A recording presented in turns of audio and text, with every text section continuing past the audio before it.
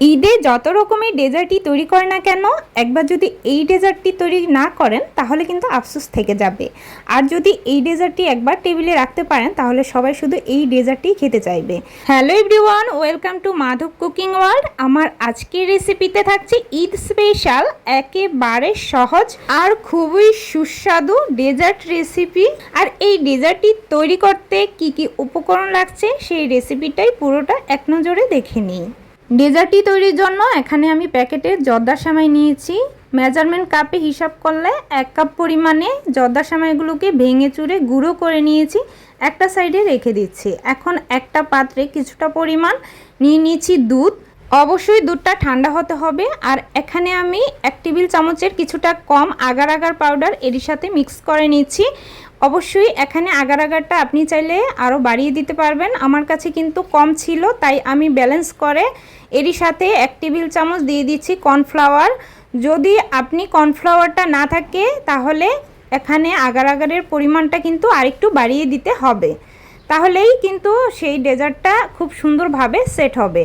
ভালোভাবে আগার আগারটা আর কর্নফ্লাওয়ারের মিশ্রণটা মিশিয়ে নেওয়ার পর একটা সাইডে রেখে দিচ্ছি। এখন একটা প্যানে 1 টেবিল চামচ ঘি দিয়ে দিচ্ছি। ঘিয়ের পরিবর্তে আপনি চাইলে এখানে তেলও দিতে পারেন। সেই যে গুঁড়ো করে সেমাইগুলো রেখেছিলাম সেগুলো এরই মধ্যে দিয়ে দিচ্ছি। এখন হালকা আঁচে সেমাইগুলোকে 2 থেকে 3 মিনিটের মতো ভেজে নিতে হবে, তাহলে খুব সুন্দর একটা ফ্লেভার বের হবে। যখন হালকা করে ভাজা হয়ে যাবে তখন এগুলোকে জাস্ট একটু হালকা ঠান্ডা করে ভালো করে ব্লেন্ডারে নিয়ে গুঁড়ো করে নিতে হবে। এখন ক্যারামেল তৈরি করে নেব, তার জন্য এখানে কিছুটা চিনি দিয়ে দিয়েছি। চিনিটা আপনাদের টেস্ট অনুযায়ী আপনারা বাড়িয়ে দিতে পারবেন, তবে চিনির পরিমাণটা আপনারা কিন্তু আরেকটু বাড়িয়ে দিবেন, তাহলে খেতে ভালো লাগবে। চিনির সাথে কিছুটা জল ব্যবহার করেছি যাতে করে ক্যারামেলটা খুব সুন্দর একটা কালার আসে আর পুড়ে না যায়। চিনিটা ভালোভাবে জলের সাথে মিশিয়ে নিতে হবে যাতে করে গলে যায়। আর ক্যারামেলটা তৈরি করার সময় অবশ্যই চুলা আঁচটা মিডিয়াম লোয়ের মাঝামাঝি রাখবেন, বাড়িয়ে দেওয়া যাবে না। এখন আমি জাস্ট এভাবে হাতলটা দিয়ে ধরে এপাশ ওপাশ খুব ভালো করে নাড়িয়ে নিয়েছি। আর কিছুক্ষণ অপেক্ষা করার পর এরকম মাছ থেকে যখন কালার আসা শুরু করবে তখন নেড়ে চেড়ে এপাশ ওপাশ করে খুব ভালো করে মিশিয়ে একটা সুন্দর কালার নিয়ে আসতে হবে। লাইট গোল্ডেন কালার যখন চলে আসবে তখনই আমি এখানে দুধ ঢেলে দিব 3 কাপ পরিমাণে। মেজারমেন্ট কাপে 3 কাপ পরিমাণে এখানে দুধ ব্যবহার করছি। জর্দা সেমাই যতটুকু ব্যবহার করবেন তার 3 গুণ দিতে হবে এখানে দুধের পরিমাপ। যেহেতু আমি 1 কাপ পরিমাণে সেমাই ব্যবহার করেছি তাই এখানে আমি 3 কাপ পরিমাণে দুধ ব্যবহার করছি। ক্যারামেলের মধ্যে যখন দুধটা ঢালবেন তখন চুলা আঁচটা লোয়ে থাকতে হবে। হঠাৎ করে ক্যারামেলের মধ্যে যখন দুধটা পড়ে তখন কিন্তু ক্যারামেলটা বসে যায়, তো এ নিয়ে চিন্তার কোনো কারণ নেই। কিছুক্ষণ জাল করার পর ক্যারামেলটা আস্তে আস্তে দুধের সাথে খুব ভালোভাবে গলতে শুরু করবে। আর তারপর যখন গলে যাবে তখন একটা বলক ভালো করে নিয়ে আসতে হবে, মানে দুধটাকে জাস্ট একটু হালকা ঘন করে নিতে হবে। তারপর যে ওই যে প্রথমে আগার আগার আর কর্নফ্লাওয়ারের মিশ্রণটা করে রেখেছিলাম সেটা ধীরে ধীরে এক হাতে ঢালবো আর আরেক হাতে খুব ভালোভাবে মিশাতে হবে। আর গুঁড়ো করে রাখা সেমাইগুলো দিয়ে দিচ্ছি এর উপর। সেমাইগুলো দেওয়ার পর সাথে সাথে স্প্যাচুলার সাহায্যে খুব ভালোভাবে নেড়ে চেড়ে মিশিয়ে নিতে হবে, কারণ সেমাইগুলো দেওয়ার পর কিন্তু দলা পাকিয়ে যায়। একটু সময় নিয়ে মিশালেই দেখবেন যে খুবই ভালোভাবে মিশে যাচ্ছে। আর সেমাইটা দুধের সাথে জাল করার ফলে কিছুক্ষণের মধ্যেই কিন্তু সেমাইটা খুব সুন্দর করে সিদ্ধ হয়ে ঘন হয়ে আসবে।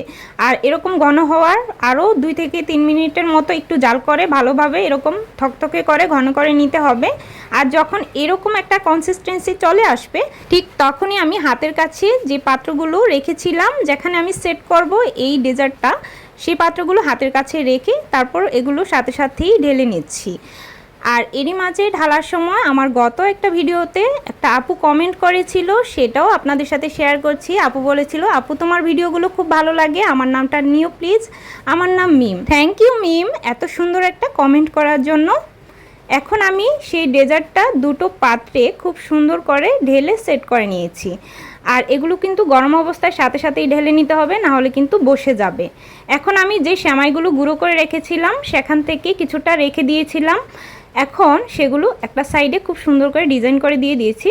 সাথে ডেকোরেশনের জন্য কিছুটা কাজু বাদাম দিয়েছি, মাঝ বরাবর কিছুটা পেস্তা বাদাম দিয়েছি। বাদামগুলো হাতের কাছে না থাকলে আপনাদের কাছে যেই বাদামটাই থাকুক না কেন সেটা দিয়েই কিন্তু সাজিয়ে নিতে পারেন। আর এত ভালো হয়েছিল খেতে এই ডেজার্টটা, বিলিভ মি 100-তে 100 দিব এই ডেজার্টটাতে। আর আমার হাজব্যান্ড কখনোই মিষ্টি খাবার তেমন একটা খেতে চায় না, তবে এই ডেজার্টটা তার কাছে এত বেশি ভালো লেগেছে যা বলার বাহিরে।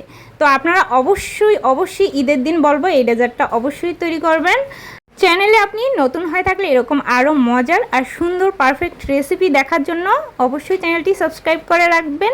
আজকের মতো তাহলে বিদায় নিচ্ছি, ধন্যবাদ সবাইকে।